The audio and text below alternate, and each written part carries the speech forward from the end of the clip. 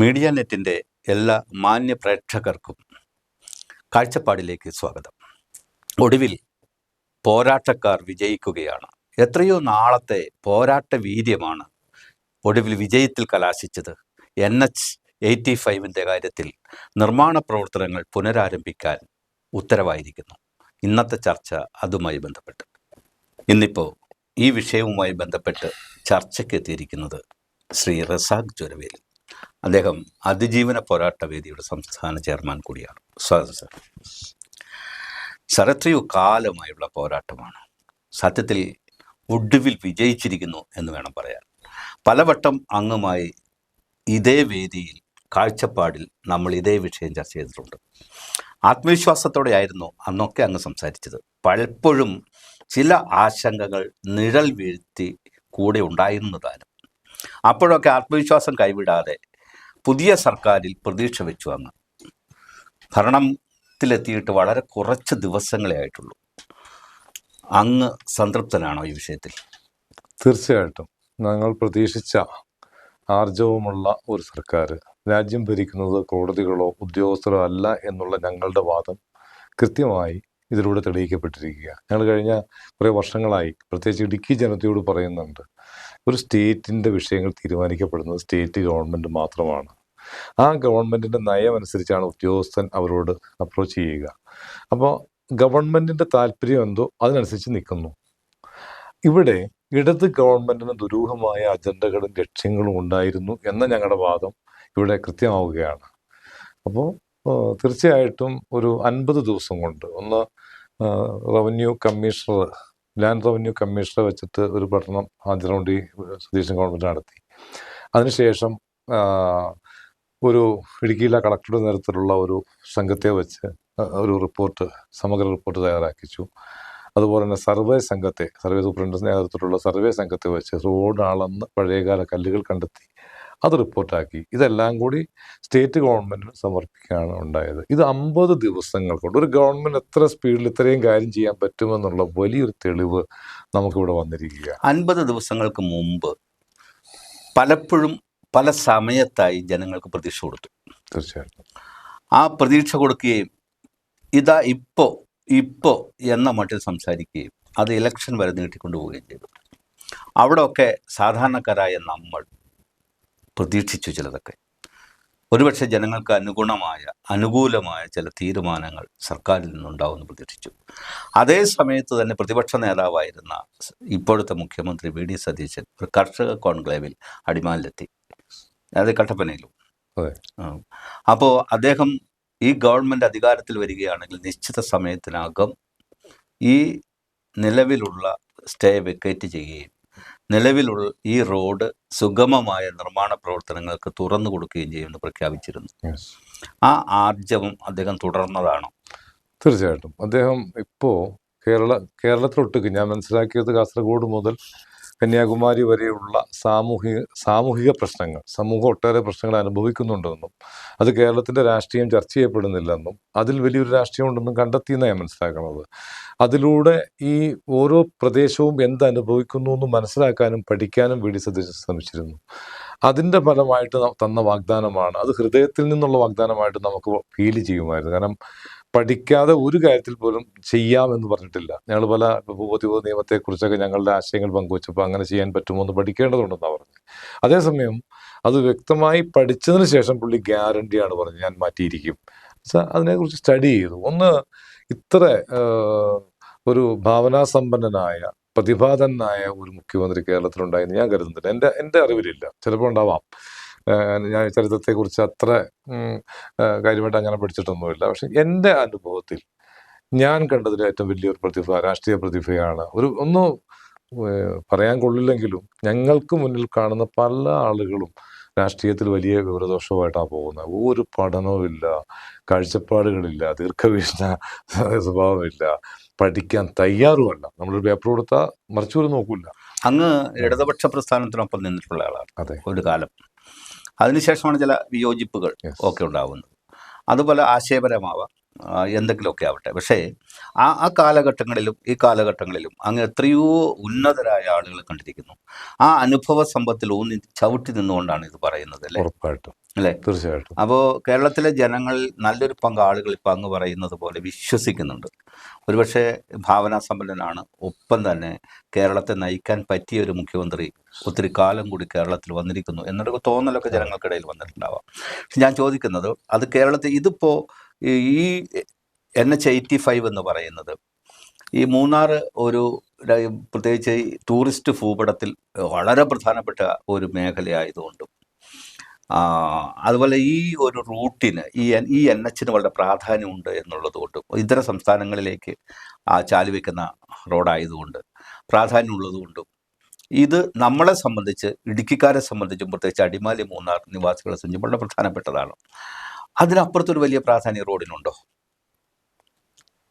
നമുക്ക് ഒന്ന് ഈ സഞ്ചരിക്കാനുള്ള സംവിധാനങ്ങളെല്ലാം വന്നപ്പോഴാണ് ലോകത്ത് നമ്മൾ മനുഷ്യ ബുദ്ധി തന്നെ, മനുഷ്യ മസ്തിഷ്കത്തിൻ്റെ വികാസം പോലും ഈ സഞ്ചാരങ്ങളിലൂടെയാണ് ഉണ്ടായിട്ടുള്ളത്. വഴി എന്നുള്ളത് ഒരു ഒരിക്കലും നിഷേധിക്കാനാവാത്ത നമ്പർ 1 വരുന്ന ഭാഷ ഉയർന്നു വന്നതുപോലെ തന്നെയാണ് നമ്മുടെ ഭാഷയാണല്ലോ ഒരു പരിധിവരെ വിജ്ഞാന വിപ്ലവം ഉണ്ടാക്കിയത്. അതിന് അത്ര തന്നെ പ്രാധാന്യമാണ് ഞാനൊക്കെ ഈ വഴി എന്ന് കാണിക്കുന്നത്.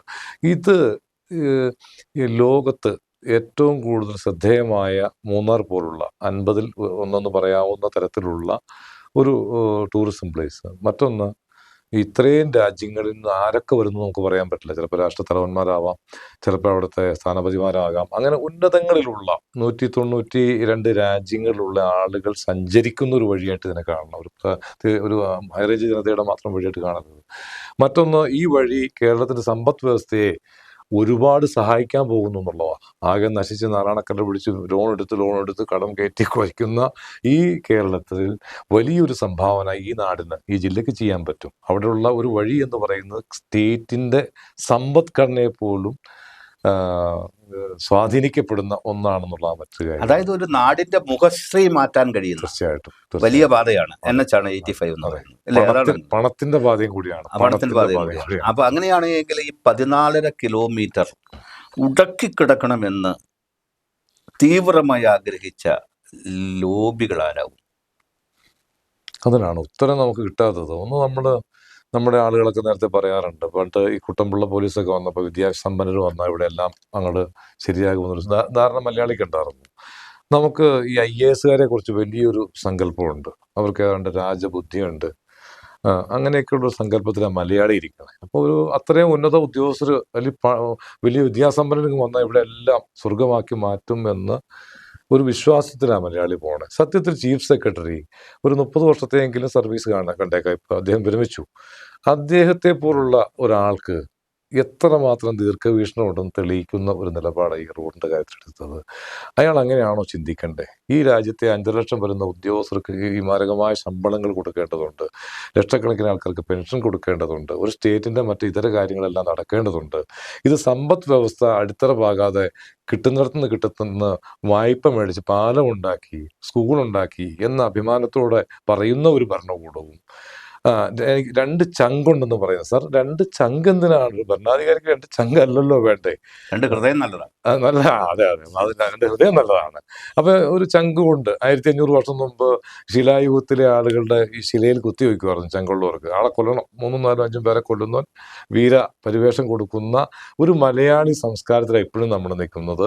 ഇവിടെയുള്ള IAS-കാർ പോലും, ഞാൻ സതീശനെ അത്രയും പുകഴ്ത്തി പറഞ്ഞത്, ഈ IAS-കാരെ മുഴുവൻ എടുത്തോ, എത്ര പേരുണ്ട് ഈ ഭാവനാ സമ്പന്നർ, എത്ര പേരുണ്ട് ഹൃദയം ഈ നാടിനോട് ചേർത്ത് സാമൂഹിക പ്രതിബദ്ധതയോടെ ഈ നാടിനെ കാണുന്നത്, എത്ര പേരുണ്ട്? വൈകുന്നേരം ആകുമ്പോൾ ഞാൻ നേരത്തെ ഒരു ആരോപണം ഉന്നയിക്കാറുണ്ട്, അവരുടെ ക്ലബ്ബുണ്ട്.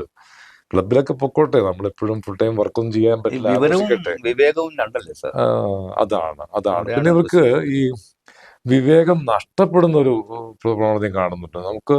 നമ്മളൊരു 30 വയസ്സ് വരെയൊക്കെ പൊതുവെ ആളുകൾ ഭയങ്കര ആശയ സമ്പന്നരായിരിക്കും, സ്വപ്നങ്ങളും ഉണ്ടാവും.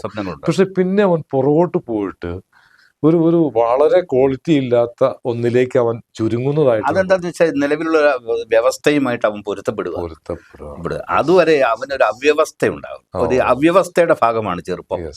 ആ അവ്യവസ്ഥയിൽ നിന്നാണ് അവൻ വ്യവസ്ഥാപിതമായ ചില കാര്യങ്ങളിലേക്ക് നടക്കുന്നത്. അങ്ങനെ നടന്നു വരുന്നതിനിടയിൽ അവൻ ആദർശങ്ങളൊക്കെ കൈവിട്ടിട്ട് അവനെ കുറിച്ചുള്ള സ്വപ്നങ്ങൾ, നിലവിലുള്ള വ്യവസ്ഥ ഒരു പക്ഷേ അവനെ നയിക്കുന്നത് അങ്ങനെയായിരിക്കണം. അങ്ങനെ ചെയ്യാം. പക്ഷെ അത് വലിയ ഗുരുതരമായ പ്രത്യാഘാതങ്ങൾ ഉണ്ടാക്കും. തീർച്ചയായിട്ടും. അങ്ങ് സൂചിപ്പിച്ചത് ഇങ്ങനെ ഉയർന്ന തലത്തിൽ ഇരുന്ന് ഭരണ നിർവഹണം നടത്തുന്ന ഉദ്യോഗസ്ഥന്മാരെ കുറിച്ചാണ്. തീർച്ചയായിട്ടും. നമ്മൾ 232 പേരാണ് മേഖല കേരളത്തിലുള്ളത്. IAS മാത്രമാണ് കേട്ടോ. IPS IFS വേറെ. ഈ 232 ഇപ്പം ഇല്ല. ഓൾറെഡി നമുക്ക് 152 ഉള്ളൂ. ഷോർട്ടുണ്ട്, കിട്ടാനില്ല. കാരണം വെച്ചാൽ ഇവിടുത്തെ ഭരണത്തിൽ വിയോജിപ്പുള്ള ആൾക്കാർ ഇവിടെ അങ്ങോട്ട് വരാറില്ല. അങ്ങോട്ട് വരാൻ താല്പര്യമില്ലാത്ത ഒത്തിരി പേര് ഇപ്പോൾ ഉണ്ട്, നേരത്തെ പോലെ അല്ല. കാരണം രാജഭരണമായിരുന്നല്ലോ കഴിഞ്ഞ 10 വർഷം.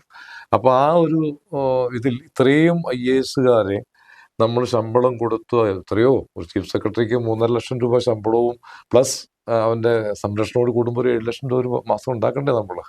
അവൻ്റെ സേവനം എന്ന് പറയുന്നത് ഇതല്ലേ? നമ്മുടെ റോഡ് തടയുക, നമുക്ക് ആവശ്യമില്ലാത്ത നികുതി ഭാരം വർദ്ധിപ്പിക്കാൻ അവൻ ശാസ്ത്രീയമായിട്ട് ചിന്തിക്കുക, ഈ സമ്പത്തിൻ്റെ ക്രയവിക്രയത്തിലൂടെ സമ്പത്തിനെ വർദ്ധിപ്പിക്കാനുള്ള യാതൊരു ബോധവും ശാസ്ത്രം എടുക്കണില്ല. പകരം എൻ്റെ 100-ൽ നിന്ന് 50 എടുത്തുകൊണ്ടിരുന്നത് 60 70 80 എന്നെ കൊല വിളിക്കുക.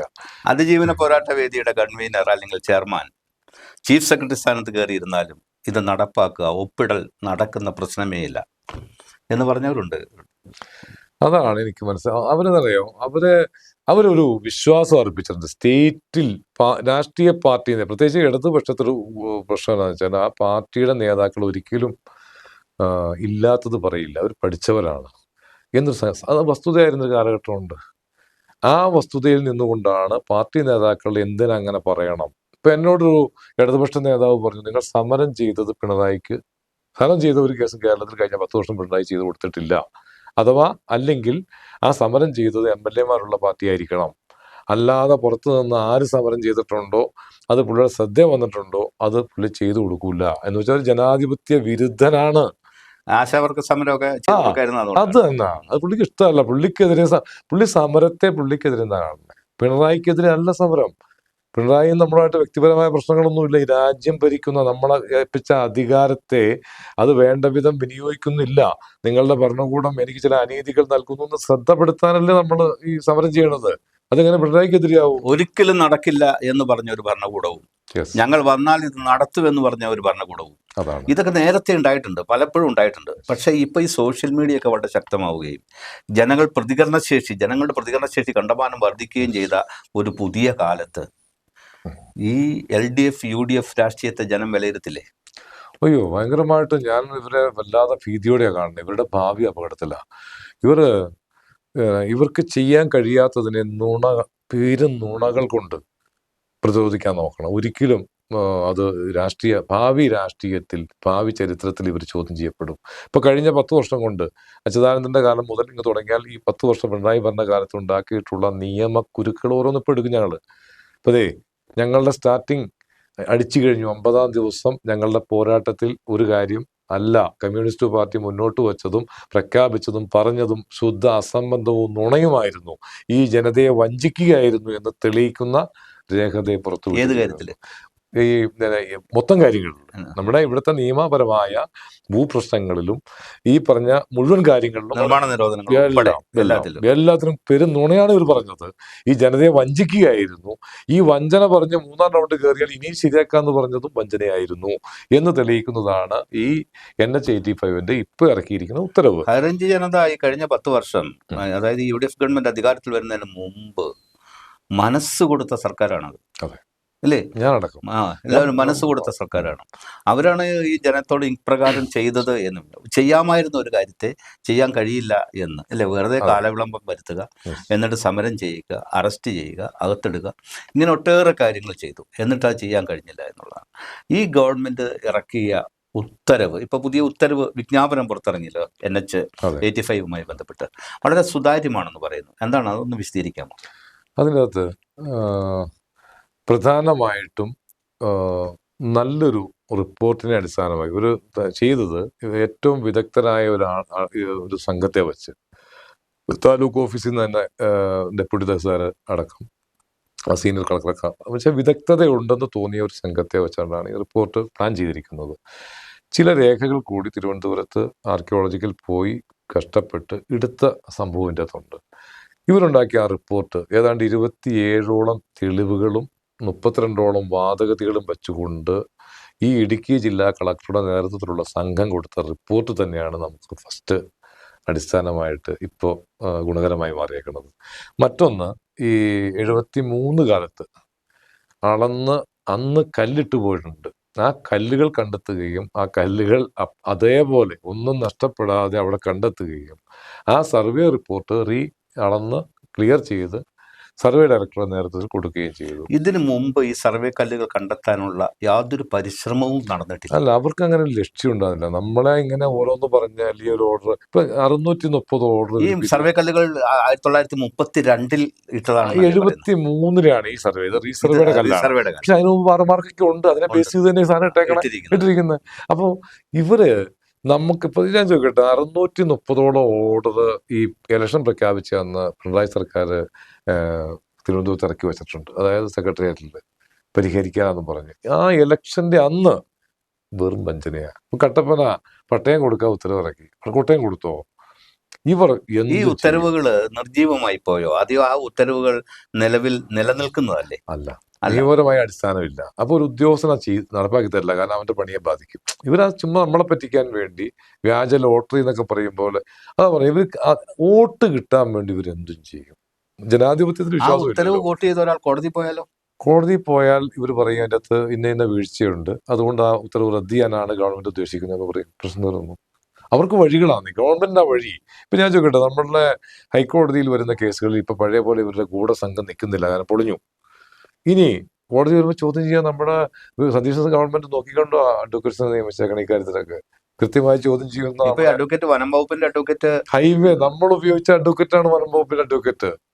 നമ്മൾ ഈ NH-85 അതായത് അതിജീവന പോരാട്ട വേദി തീർച്ചയായിട്ടും ഫാമും അതിജീവന പോരാട്ട വേദി ഉപയോഗിച്ച ആ അഡ്വക്കേറ്റ് വനം വകുപ്പിന്റെ അഡ്വക്കേറ്റാണ്. മറ്റേ സന്ദേശ് രാജ എന്ന് പറഞ്ഞാൽ ഈ CPIയുടെ അടക്കമുള്ള ഈ ഗൂഢസംഘത്തിന്റെ പ്രതിനിധിയാണ്. ഈ ഗവൺമെന്റ് വന്നതിന് ശേഷം ഈ ഷിബു ബേബി ജോൺ ആണല്ലോ വനം വകുപ്പ് മന്ത്രി. അദ്ദേഹത്തിന്റെ നയങ്ങളോടുള്ള ഫോറസ്റ്റുകാരുടെ, പ്രത്യേകിച്ച് വനം വകുപ്പിന്റെ പ്രതികരണം എന്താണ്? അല്ല, അദ്ദേഹത്തോട് ഇവരുടെ സംഘടന അടക്കം ഏറ്റുമുട്ടാനുള്ള ഒരു പദ്ധതിക്കാണ് ഇട്ടെങ്കിലും അത് തീരെ നടക്കാൻ സാധ്യതയില്ല. ഒന്ന്, ഷിബു ബേബി ജോണിന് വ്യക്തമായ ചില കാഴ്ചപ്പാടും ധാരണയൊക്കെ ഉണ്ട്. പവർഫുള്ളായ ഒരു വനമന്ത്രിയാണ് അദ്ദേഹം. ആദ്യം പറഞ്ഞിട്ടുണ്ട്, എനിക്ക് വേറെ ദുരുദ്ദേശങ്ങളൊന്നുമില്ല, പക്ഷെ ഈ നാട്ടിലെ ജനങ്ങളെ വെറുപ്പിച്ചും കൃഷിക്കാരെ ഉപദ്രവിച്ചും ഈ സാമൂഹിക വ്യവസ്ഥയ്ക്ക് പുറത്ത് നിങ്ങളെ നിർത്താൻ ഞാൻ ഉദ്ദേശിക്കുന്നില്ല, അകത്ത് കയറണം. കാരണം പരിസ്ഥിതി സംരക്ഷിക്കേണ്ട എല്ലാവരും നിങ്ങൾക്ക് പ്രത്യേകിച്ച് ചാർജ് തന്നിട്ടുണ്ടെന്നേ ഉള്ളൂ. അല്ല, ചില ആളുകൾ പ്രത്യേകിച്ച് ഉദ്യോഗത്തിന്റെ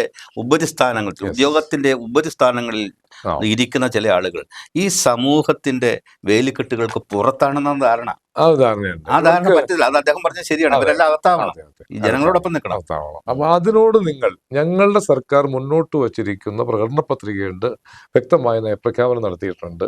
അത് ഞാൻ നടപ്പാക്കുക തന്നെ ചെയ്യും, ഏത് ശക്തി എതിർത്താലും. അപ്പോ അതിനോട് നിങ്ങൾ യോജിച്ച് നിൽക്കണം. അങ്ങനെ നിങ്ങളുടെ പ്രശ്നം എന്നോട് പറഞ്ഞു.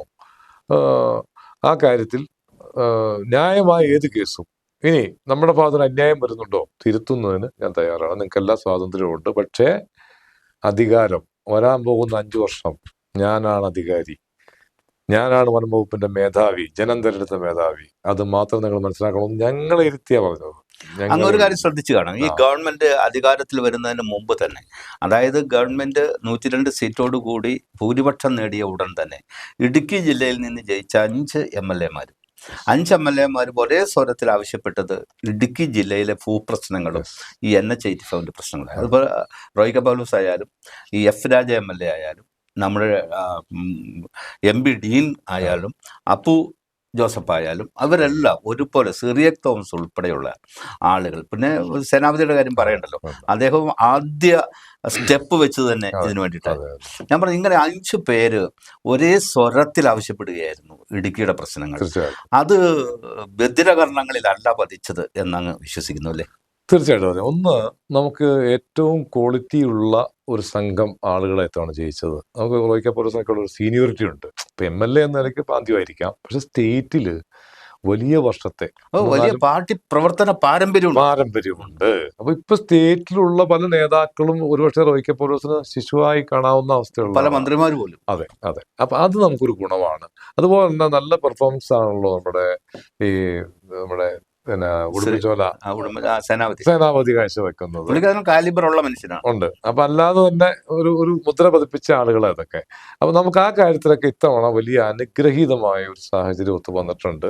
തന്നെയുമല്ല, ഞങ്ങൾ അതിജീവന പോരാട്ട വലിയ അഭിമാനത്തോടെ പറയുന്നൊരു കാര്യം, ഇതെല്ലാം ഇത്തരം ആളുകളിലേക്ക് എത്തിക്കുന്നതിന് വലിയൊരു വർക്ക് ഞങ്ങൾ ചെയ്തിട്ടുണ്ട്. ഈ ആളുകളെല്ലാം ഇതിൽ അജണ്ടയാക്കുകയും ഇതൊരു രാഷ്ട്രീയ പ്രശ്നമാക്കി ഉയർത്തിക്കൊണ്ടുവരികയും ചെയ്യുന്നത് ഞങ്ങളുടെ ഇടപെടലിലൂടെയാണ്. അല്ല, അതിജീവന പോരാട്ട വേദി കാഴ്ചവെച്ച പോരാട്ടത്തെ ഒരു കാരണവശാലും ഹൈറേഞ്ച് ജനതയ്ക്ക് വിസ്മരിക്കാനാവില്ല. നീ ആദ്യം നിങ്ങൾ എന്തെങ്കിലുമൊക്കെ കാരണങ്ങൾ പറഞ്ഞ് മാറ്റി നിർത്തിയാലും പിന്നീട് നിങ്ങളെ മാറ്റി നിർത്താനാകില്ല എന്നും നിങ്ങൾ ഈ നാടിന്റെ നാഡീസ്പന്ദനമായി മാറുന്നു എന്നും ഇവിടുത്തെ സാധാരണക്കാർ പോലും മനസ്സിലാക്കിയിരുന്നു. കാര്യം സംശയമില്ല, അതിൽ നിങ്ങൾക്ക് അഭിമാനിക്കാം, ഇപ്പോഴും അഭിമാനിക്കാം. കാര്യം യാതൊരു സംശയമില്ല. കാരണം ഒരു പോരാട്ടത്തിന്റെ ഒടുവിൽ നിങ്ങൾ വിജയം പിടിച്ചെടുക്കുകയായിരുന്നു. അതത്ര ഇതല്ല. പ്രത്യേകിച്ച് അടിമാലിക്കാർ, മൂന്നാറുകാർ, ഈ ഹൈറേഞ്ച് നിവാസികൾ ഈ റോഡിന്റെ കാര്യത്തിൽ അനുഭവിക്കുന്ന ഒരു സുഖമുണ്ട്. അതായത് അത് നേടി എന്ന് പറയുമ്പോൾ അവർ അനുഭവിക്കുന്ന ഒരു സുഖമുണ്ട്. അവർക്ക് ഇത് ഒരു കാരണവശാലും നൽകരുത് എന്ന് വിചാരിച്ച ഒരു വിഭാഗത്തിൽ നിന്നാണ് അത് പിടിച്ചെടുക്കുന്നത്, അല്ലേ? അതിന് പോരാട്ട വേദിയോടൊപ്പം ആരൊക്കെ സഹായിച്ചു നിന്നു? നമുക്ക് പ്രധാനമായിട്ടും ഇടുക്കി MP ഈ വിഷയങ്ങൾ പഠിക്കുകയും എല്ലാ സപ്പോർട്ടും നമുക്ക് എല്ലാ വഴികളിലും, രാഹുൽ ഗാന്ധിനെ പോലും ഞങ്ങൾ കണ്ടിട്ടുണ്ട്, ഭൂപേന്ദ്ര യാദവ് പരിസ്ഥിതി മന്ത്രി ഞങ്ങൾ കണ്ടിട്ടുണ്ട്. ഇതെല്ലാം MP ആ കാര്യത്തിൽ 100% ഈ ജനതയ്ക്ക് വേണ്ടി നിൽക്കണമെന്നുള്ള താല്പര്യം ആദ്യം മുതലേ പ്രകടിപ്പിച്ചു, പഠിച്ചു, അതനുസരിച്ച് ഇടപെട്ടു. നിഴലിൽ നിർത്താനൊക്കെ ഒരു ശ്രമം നടത്തിയത് അതുണ്ട്. എന്നറിയോ, അദ്ദേഹം ഈ പറയും പോലെ ഇവരുടെ പോലെ ഏതിനും കയറി അറ്റാക്ക് ചെയ്യുന്ന സ്വഭാവമൊന്നും പുള്ളിക്കില്ല. പുള്ളി ആ കാര്യത്തിലേക്ക് ഒരു മാന്യതയുടെ എല്ലാ അതിരുകളും പാലിക്കുന്ന ഒരാളാണ്. ഈ വെറും എന്താ ഞാനതിനെ പറയാനുള്ള, ഞാനിപ്പോൾ അന്നേരം ഒത്തിരി അധിക്ഷേപിച്ചു എന്നുള്ളത് വരും, അതുകൊണ്ട് ഞാൻ പറയുന്നില്ല. ആ കാര്യത്തിൽ അദ്ദേഹം വളരെ സൈലൻ്റായി. ഇനിയിപ്പോൾ ഞാൻ എൻ്റെ അനുഭവത്തിൽ ഡൽഹിയിലാണെങ്കിലും ഒട്ടും മോശമല്ലാത്തൊരു സ്വാധീനം ഉറപ്പായിട്ടും പാർലമെന്റിലായാലും മോശമല്ലാത്ത പ്രകടനം ഉണ്ട്. ഞങ്ങൾ നേരിട്ട് അനുഭവിച്ചതാണ്. കാരണം പ്രമുഖരായ ചില ആളുകൾ അന്ന് സമയം ചോദിച്ചിട്ട് കൊടുക്കാതെ ഞങ്ങൾക്ക് സമയം മേടിച്ചു തന്നത് ഞങ്ങൾക്ക് അവിടെ വെച്ച് അനുഭവപ്പെട്ട ചില കാര്യങ്ങളൊക്കെ. അങ്ങൊരു കാര്യം ശ്രദ്ധിച്ചു, ഈ ഗവൺമെന്റ് അധികാരത്തിൽ വന്നു എന്നപ്പോൾ മുഖ്യമന്ത്രിയെ കാണാൻ, VD സതീശനെ കാണാൻ ശ്രീ ഡീൻ കുര്യാക്കോസ് പോകുന്നത് പ്രധാനപ്പെട്ട ഈ ഇഷ്യൂവുമായിട്ടാണ്, റോഡിന്റെ ഇഷ്യൂവുമായിട്ടാണ്. അദ്ദേഹത്തിന്റെ ആദ്യ നിവേദനം ഇതാണ്. അപ്പോ അന്ന് തന്നെ അദ്ദേഹം പത്രസമ്മേളനം നടത്തി പറഞ്ഞിരുന്നു അത് സതീശനെ കണ്ടത്. റോയ് കെ പൗലോസും അങ്ങനെ തന്നെയാണ് ചെയ്തത്. ഏതായാലും ഫലം കണ്ടു. പിന്നെ എന്താണെന്നറിയോ, മറ്റുള്ളവരാണ് ഇപ്പോൾ ഒരു MP ഒക്കെ സ്വാഭാവികമായിട്ടും നമ്മളോടൊന്നും അങ്ങനെ ആലോചിച്ചല്ല നീങ്ങുക, അവരുടെ ഇഷ്ടത്തിന് നീങ്ങും. ഇത് കൂടിയാലോചിച്ചാണ് പോകുന്നത്. നമ്മൾ പോകുന്ന വഴി, ഇവർ നീങ്ങുന്ന വഴി, ഞങ്ങൾ പരസ്പരം ആശയവിനിമയം ഉള്ളതുകൊണ്ട് കറക്റ്റ് സ്റ്റെപ്പിൽ പോകാൻ പറ്റുന്നുണ്ട്. അല്ല, കൂടിയാലോചിക്കാതെ പോകുന്നത് മണ്ടത്തരമായേനെ. അതിന്റെ കാരണം എന്താണെന്നറിയോ, ഞാൻ മനസ്സിലാക്കിയിടത്തോളം നിങ്ങൾ ഇത് സ്റ്റഡീഡാണ്. നിങ്ങൾ ഈ വിഷയം അഗാധമായി പഠിച്ചിരിക്കുന്നു, ആഴത്തിൽ പഠിച്ചിരിക്കുന്നു. അങ്ങനെ ആഴത്തിൽ പഠിച്ച ഒരു സമിതിയെ തഴഞ്ഞിട്ട് മുന്നോട്ട് പോകാൻ നടക്കില്ല. ദുരഭിമാനം ഉണ്ടെങ്കിൽ അത് ചോദിക്കില്ല. അപ്പൊ ആ ഒരു ഗുണമൊക്കെ നമ്മൾ കാണുന്നുണ്ട്. പിന്നെ നമുക്കിപ്പോ ഞാൻ പറഞ്ഞില്ലേ, നമുക്ക് ഇത്തവണ വന്നിരിക്കുന്ന ഒന്ന് രാഷ്ട്രീയമായ മാറ്റം. പഞ്ചായത്തുകള്, അതുപോലെ തന്നെ ജില്ലാ പഞ്ചായത്തുകള്, ഈ MLA-മാര് നല്ലൊരു മനസ്സുള്ള ഒരു ഭരണകൂടവും. പുതിയ MLA-യുടെ സമീപനം എങ്ങനെയുണ്ട്? നമുക്ക് പ്രതീക്ഷിച്ചതിൻ്റെയൊക്കെ ഒരുപാട് അപ്പുറമാണ്. കാരണം ഞങ്ങളുടെ അനുഭവത്തിൽ പുള്ളി ഇപ്പോൾ ഫുൾ ടൈം തന്നെ ഇവിടുത്തെ വിഷയങ്ങളിൽ എവിടെയുണ്ടോ അവിടെ ഓടിയെത്തുകയും ഇടപെടുകയും, അതുപോലെ തന്നെ ഓരോ കാര്യങ്ങൾക്കും എല്ലാ മന്ത്രിമാരെയും കണ്ട് നിവേദനം കൊടുത്തു കഴിയും. ഈ വിഷയവുമായി ബന്ധപ്പെട്ട് ഞാൻ അദ്ദേഹത്തെ സമീപിച്ചിരുന്നു ഒരു ഇന്റർവ്യൂ. പക്ഷെ അദ്ദേഹം ചില ഒഴിവുകളൊക്കെ പറഞ്ഞ് മാറുന്നുണ്ട്. എന്നാൽ പോലും സമയം കിട്ടുമ്പോൾ വരാമെന്ന് പറഞ്ഞിട്ടുണ്ട്. അത് ഈ വിഷയത്തിൽ അത്ര സ്റ്റഡീഡ് അല്ലാത്തതുകൊണ്ടായിരിക്കും. പക്ഷെ ആള് നമുക്ക് ഈ വിഷയങ്ങളിലെല്ലാം സജീവമായി നമ്മളോടൊപ്പം എല്ലാ പിന്തുണയും തന്നെ. അതുകൊണ്ട് റോയ് കെ പൗലോസ് എല്ലാം ഉണ്ട് കേട്ടോ. ആ കാര്യത്തിൽ ഇവരെല്ലാവരും ഫുൾ സപ്പോർട്ടായിട്ട് നമുക്ക് പിന്നിലുണ്ട്. ഇപ്പോൾ വളരെ വ്യക്തമായ വിജ്ഞാപനമാണ് ഗവൺമെൻറ്റേത്. അതെ. എല്ലായിടത്തും സന്തോഷത്തിൻ്റെ തിരമാലകളാൽ അടിക്കുന്നത്. തീർച്ചയായിട്ടും. അത് നിങ്ങളുടെ സംസാരത്തിലുണ്ട്, അടിമാലിയിൽ വ്യാപാരികളുടെ സംസാരത്തിലുണ്ട്. ഇല്ല, ആ, ഇതുമായി ബന്ധപ്പെട്ട മുഴുവൻ മേഖലകളിലും ആ ഒരു തിരയടിയുണ്ട്, ഉണ്ട്, ഉണ്ട്. സന്തോഷത്തിൻ്റെ അലമാലകളാണ്. അതെ, കാര്യത്തിൽ സംശയമില്ല, എനിക്കുമുണ്ട് വലിയ സന്തോഷം. നമ്മൾ ഉൾപ്പെടെ എത്ര ചർച്ച തീർച്ചയായിട്ടും. ചെയ്തതാണ്.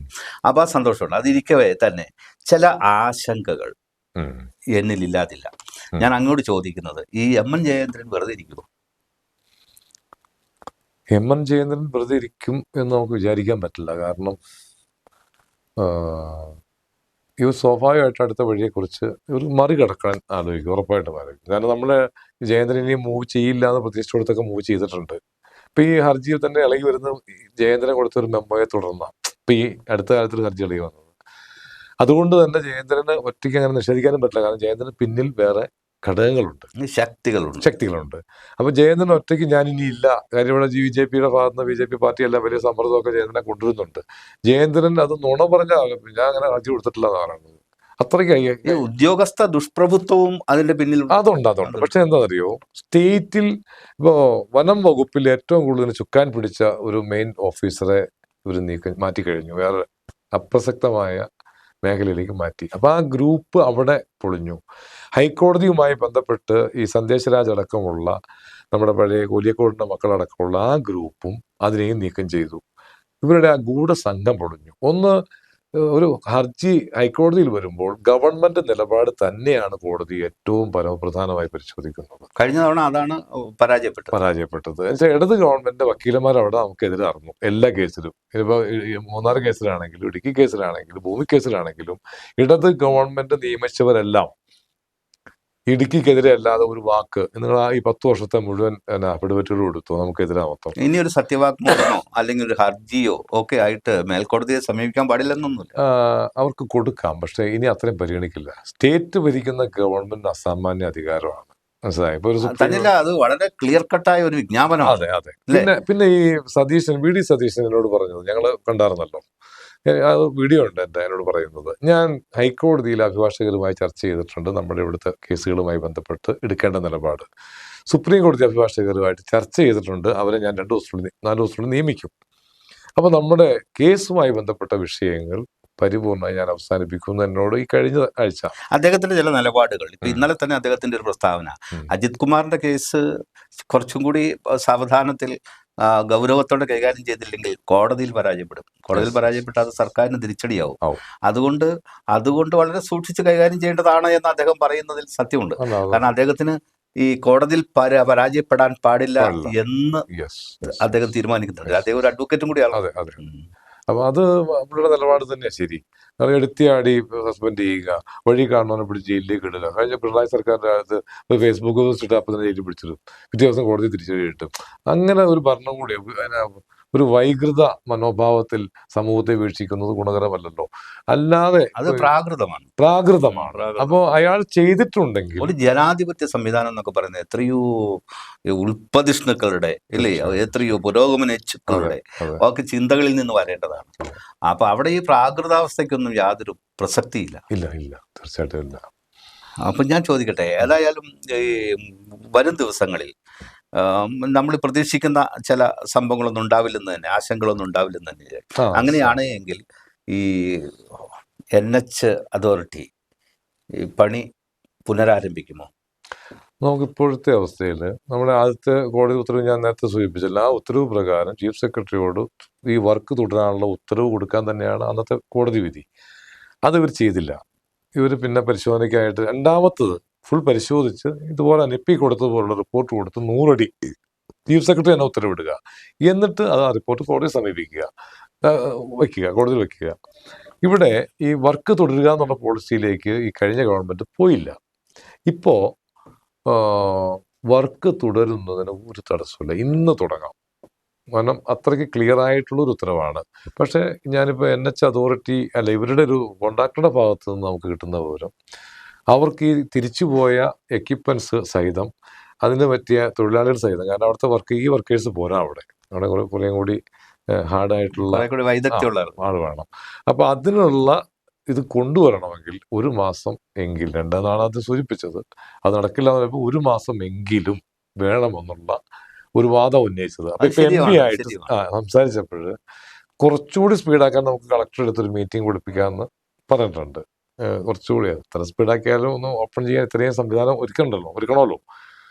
അപ്പൊ എന്തായാലും 1 മാസം എന്നുള്ളതിനോട് മാക്സിമം വരുള്ളൂ, വർക്ക് തുടങ്ങും. എങ്ങനെയാണ് ആ വീതി? 10 മീറ്ററോ 12 മീറ്ററോ? 10 പ്ലസ് 2 മറ്റേ ഓടെ എല്ലാം കൂടി കൂടി വരുമ്പോൾ 12. 12. ഈ കല്ലിന്റെ വീതിയിലേക്കൊന്നും പോകില്ല. ഇല്ല. അത് റവന്യൂ ഭൂമിയായി തന്നെ അവശേഷിക്കും. അതേതായാലും ഓർഡർ ആയല്ലോ. അത് ഓർഡറായി കല്ലിട്ട് അളന്ന് തിരിച്ചല്ലോ. ഇനിയിപ്പോ ആണെങ്കിൽ ഇവർക്ക് അവിടെ പൂന്തോട്ടം പിടിപ്പിക്കുവോ? എല്ലായിടത്തും പറ്റില്ല, ഒത്തിരി ഹൈറ്റിലൊക്കെ ആണല്ലോ. അല്ലാത്ത സ്ഥലങ്ങളിൽ പൂന്തോട്ടം പോലുള്ള കാര്യങ്ങൾ ചിന്തിക്കാൻ പാടില്ല. ആ ഇരുവശങ്ങളിലും ഉള്ള ഈ പ്രദേശങ്ങൾ, അല്ലെങ്കിൽ റവന്യൂ ഭൂമിക്ക് അവകാശപ്പെട്ട ഭൂമിയിൽ വനം, അതായത് മരം വെട്ടി കളയില്ലെന്ന് നോക്കാം അല്ലേ? അല്ല, ഇപ്പൊ ഞങ്ങളതാ ചർച്ച ചെയ്തത്. അതിൻ്റെ ഇപ്പോൾ ഉണ്ടായ ചർച്ച ഞാൻ മുന്നോട്ട് വെച്ചുള്ള നിർദ്ദേശം, ഏറ്റവും അപകടകരമായ സാധനങ്ങൾ മുറിച്ചാൽ മതി എന്നാ പറഞ്ഞേക്കുന്നത്. കാരണം അതൊരു വിവാദമാണ്. മരം മുറിക്കുക എന്ന് പറയുമ്പോൾ പെട്ടെന്നൊരു വിവാദമാണ്. പിന്നെ അത് വെച്ച് പരിസ്ഥിതിക്കാര് അതെ. അപ്പൊ അതിന് ഏറ്റവും ആവശ്യമായ സാധനം മാത്രം മുറിച്ചുകൊണ്ട് വർക്ക് തീർക്ക്, മറ്റു വിവാദങ്ങളിലേക്കോ പ്രശ്നങ്ങളിലേക്കോ പോകാതെ വർക്ക് തീർക്കട്ടെ. നല്ല സമയമുണ്ടല്ലോ, അതിന് സമയമുണ്ട്. അത് നമുക്ക് ചിന്തിക്കാം. മരം മുറിക്കണമെന്ന് സാക്ഷ്യം പിടിക്കേണ്ട കാര്യമില്ല. തണൽ മരങ്ങളൊക്കെ ആയിട്ട് നിൽക്കട്ടെ. അപ്പൊ ആ ഒരു സമീപനമായിരിക്കും എടുക്കുക. ഇപ്പൊ 1200ഓളം മരങ്ങൾ മുറിക്കണമെന്നുള്ള റിപ്പോർട്ടൊക്കെ ഉണ്ട്. പക്ഷെ അത്രയും മുറിക്കാൻ സാധ്യതയില്ല. നമുക്കിപ്പോ അടിയന്തരമായിട്ട് ഈ ഇത്രയും വീതി 15 മീറ്ററോളം വരുന്ന ഭൂമിയുടെ അളവ് വേണ്ടി വരും 12 മീറ്റർ കിട്ടാൻ. ആ ഒരു ഭാഗം മാത്രമേ കറക്റ്റ് ചെയ്യൂ. സുധകുമാരി ടീച്ചറെ ഞാൻ ഓർത്തു പോവുകയാണ്. ഈ പച്ചച്ച ലക്ഷം കുടകൾ നിവരട്ടെ, ഉച്ചനാം സൂര്യ കനിഞ്ഞു കൊള്ളുക എന്ന് സുധകുമാരി ടീച്ചർ പരിസ്ഥിതി കവിയും കൂടിയായിരുന്നു. ഈ പച്ചച്ച ലക്ഷം കുടകൾ എന്ന് പറയുന്ന മരങ്ങളെ ഉദ്ദേശിച്ചാണ്, ലക്ഷക്കണക്കിന് മരങ്ങളെ ഉദ്ദേശിച്ചാണ് പറയുന്നത്. പക്ഷെ അത് ആ കുടകൾ മുറിച്ചു മാറ്റുന്നതിൽ അർത്ഥമില്ല. അത് നിലനിർത്തി തന്നെ റോഡ് വികസിപ്പിക്കുന്നതാണ് ശരി. അതാണ് അത് ശരി. നിങ്ങൾക്കും അതാണ് താല്പര്യം? തീർച്ചയായിട്ടും. നമ്മളങ്ങനെ പരിസ്ഥിതിക്ക് എതിര് വിരുദ്ധത എന്തിനാ ചിന്തിക്കണേ? കുറഞ്ഞ അളവിലുള്ള ഡേറ്റ് ഇനിയും നമ്മുടെയൊക്കെ ജീവിതത്തിലുള്ളൂ. അതുകൊണ്ട് ഈ ലോകം മുഴുവൻ നശിക്കണമെന്ന് ഞങ്ങൾ എന്തെങ്കിലും ആഗ്രഹിക്കുന്നത്? ഞങ്ങള് ഈ ലോകം കൂടുതൽ ഭാവനാസമ്പന്നമായി പോകണമെന്ന് ആഗ്രഹിക്കുന്നു. പരിസ്ഥിതി മനുഷ്യന് വേണ്ടി അല്ലല്ല, എല്ലാത്തിനോടും സമഭാവനയോടെ പോണം തന്നെ ഞങ്ങൾക്ക് ചെയ്യാൻ പാടില്ലേ? ചില ചോദിക്കുന്നത് നിങ്ങള് അങ്ങനെയല്ല, വിരുദ്ധരാന്നുള്ള ഒരു തോന്നൽ അവർക്കുണ്ട്. വിരുദ്ധത അവിടെയാണ്. നെഗറ്റീവിന്റെ ഹോൾസെയിൽ വ്യാപാരികളാണ് ഈ മൗലികവാദികളായിട്ടുള്ള എല്ലാവരും. മതമാണെങ്കിലും പരിസ്ഥിതിയാണെങ്കിലും എന്തിന്റെയും മൗലികവാദ സ്വഭാവം വന്നാൽ അത് ഈ സാമൂഹ്യ വിരുദ്ധരാണ്. ഒരുപക്ഷെ ഇത് നടക്കുമെന്ന് പ്രത്യാശിക്കുകയും പിന്നീട് നടക്കാതെ വരുമെന്ന് ഹതാശരാകുകയും ചെയ്ത ആളുകളുമായി അങ്ങേക്ക് ബന്ധമുണ്ടാവുന്നത്. തീർച്ചയായിട്ടും. അവരുടെ ഇപ്പോഴത്തെ പ്രതികരണം എന്താണ്? അവർ അത്ഭുതപ്പെടുകയാണ്, അത്ഭുതത്തിലാണ്. കാരണം ഇത്രയും ഫയറ്റി നിൽക്കുക എന്നുള്ളത് സാധാരണഗതിയിൽ പറ്റില്ല. കാരണം സർക്കാരാണല്ലോ എതിരെ നിൽക്കുന്നത്. എന്നെ ഭീകരവാദിയാക്കി എന്നെ ജയിലിലടയ്ക്കാനോ അല്ലെങ്കിൽ ഒരുപക്ഷെ മാഷാഅല്ലാ സ്റ്റിക്കർ വെച്ച് കൊല്ലാനോ ഒക്കെ ആഹ്വാനം ഉണ്ടായല്ലോ. തെരുവിൽ കൈകാര്യം ചെയ്യുമെന്നൊക്കെ പറയുമ്പോൾ ഒരു മഹാപാർട്ടിയാണ്. അങ്ങനെ പറഞ്ഞവരൊന്നും പലരും ജീവിച്ചിരിക്കുന്നില്ല. അപ്പൊ ഇത്രയും വലിയൊരു പോരാട്ടം, ഇത്രയും വലിയ പ്രസ്ഥാനങ്ങളോട് ഏറ്റുമുട്ടി നടത്തുക എന്നുള്ളത് പ്രായോഗികമല്ല സാധാരണഗതിയിൽ. പക്ഷെ എന്നെയൊക്കെ സംബന്ധിച്ച് എനിക്ക് അങ്ങനെ നേരത്തെ ഒരു സ്വഭാവം, പൊതുവായിട്ട് എൻ്റെ ബ്ലഡ് അങ്ങനെയാണ്. അതുകൊണ്ട് തന്നെ ഞാൻ ഇറങ്ങുന്ന കേസിന് മുന്നോട്ട് പോകും. എത്രയോ വട്ടം പത്രത്തിൽ വന്നു, എത്രയോ വട്ടം TV-യിൽ വന്നു, ഇല്ലേ? മാധ്യമങ്ങളിൽ അങ്ങ് നിറഞ്ഞു നിന്നു. അപ്പോഴും പലവട്ടം അങ്ങക്ക് വധഭീഷണി ഉണ്ടായി, പലവട്ടം സമൂഹത്തിൽ അപഹാസ്യനാകുന്ന രംഗങ്ങൾ വന്നു, എത്രയോ യാത്രകൾ, എത്രയോ നേതാക്കന്മാരെ ആയിട്ടുള്ള ദർശനങ്ങൾ എല്ലാം ഉണ്ടായി. അതിലൊന്നും നിരാശ തോന്നില്ലല്ലോ? ഒന്നുമില്ല. ഞാൻ ആത്മവിശ്വാസത്തിലെ കാര്യത്തിൽ ഞാൻ വളരെ എനിക്ക് കൃത്യമായി അറിയാമായിരുന്നു ഈ സർക്കാരിന്റെ ഇന്ന സംഭവിക്കുമെന്ന്. VD സതീശന് 5 സീറ്റ് ഗ്യാരണ്ടി ചെയ്ത ഇടുക്കിയിലെ ആള് ഞാനാ. 5 സീറ്റ് എഴുതി വെച്ചോളാൻ പറഞ്ഞു. 5 സീറ്റ്. കാരണം അത്രയ്ക്ക് രാഷ്ട്രീയമായ വിശകലനം ഞാൻ നടത്തിയിട്ട് തന്നെ പറഞ്ഞത്.